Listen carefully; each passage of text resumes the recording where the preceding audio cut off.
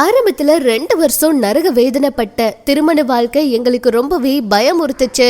நானும் கிறிஷும் எடுத்த முடிவு இதுதான்னு சங்கீதா என்ன சொல்லியிருக்காங்க.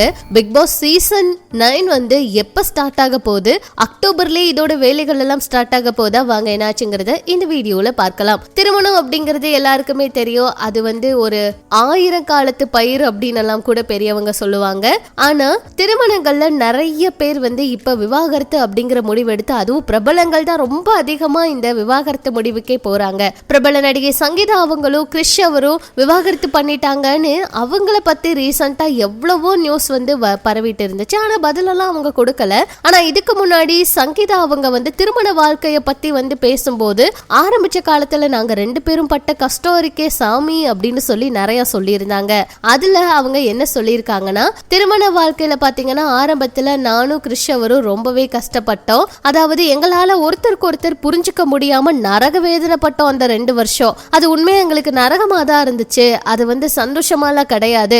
ஒருத்தர் சரியா புரிஞ்சுக்க தெரியல. முதல் 2 வருஷம் நாங்க 2 பேருமே தனித்தனியா தான் இருந்தோம் அப்படின்னு சொல்லலாம். அதுக்கப்புறம் எங்களுக்குள்ள யாரையும் வரவிடாம நாங்களே ஒருத்தர் பேசி புரிஞ்சுக்கிட்டு அதுக்கப்புறம் தான் எங்களோட வாழ்க்கையை நாங்க ஸ்டார்ட் பண்ணோம். அந்த உலகத்துல நானும் கிறிஷ் அவர் மட்டும் தான் இருந்தோம். 2 வருஷத்துக்கு அப்புறம் தான் நம்ம நல்லா வாழணும் அப்படிங்கிற ஒரு முடிவே நாங்க எடுத்தோம். அதுக்கு முன்னாடி எல்லாம் ஒருத்தர் புரிஞ்சுக்கிறதுக்கு ரொம்ப கஷ்டமாயிருச்சு.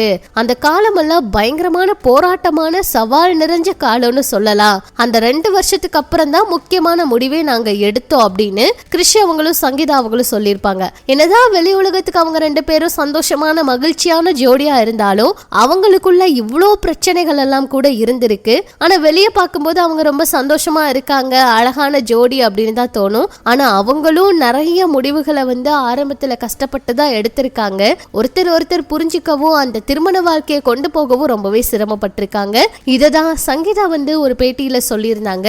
அந்த பேட்டி இப்ப வைரல் ஆயிட்டு இருக்குங்க. இப்படி இது ஒரு பக்கம் இருக்க, பிக் பாஸ் அடுத்த சீசன் எப்ப அப்படின்னு ரசிகர்கள் ஆவலோடு கேட்டுக்கிட்டு இருக்க நிலையில பிக் பாஸ் சீசன்ல வந்து பாத்தீங்கன்னா 9வது சீசன் சீக்கிரமா ஸ்டார்ட் பண்ண போறாங்க. வலைதள பிரபலங்கள் நிறைய பேருக்கு வாய்ப்பு கொடுக்க இருக்காங்களாம். ஜியோ ஹாட் ஸ்டார்ல வந்து நிறையவே வந்து ஒளிபரப்ப இருக்காங்க. அதாவது 24/7 லைவ் வந்து இருக்க போகுது. அது மட்டும் இல்லாம அதுலயே கமெண்ட் எல்லாம் பதிவிடுற வசதியை கொண்டு வர போறாங்களாம். பிக் பாஸ் நிகழ்ச்சியில இது வந்து புதிய அம்சமா இருக்கும்னு எதிர்பார்ப்பு இருக்கு. அதாவது இப்ப வரைக்குமே எவ்வளவோ பேர் வந்து ஜெயிச்சிருக்காங்க.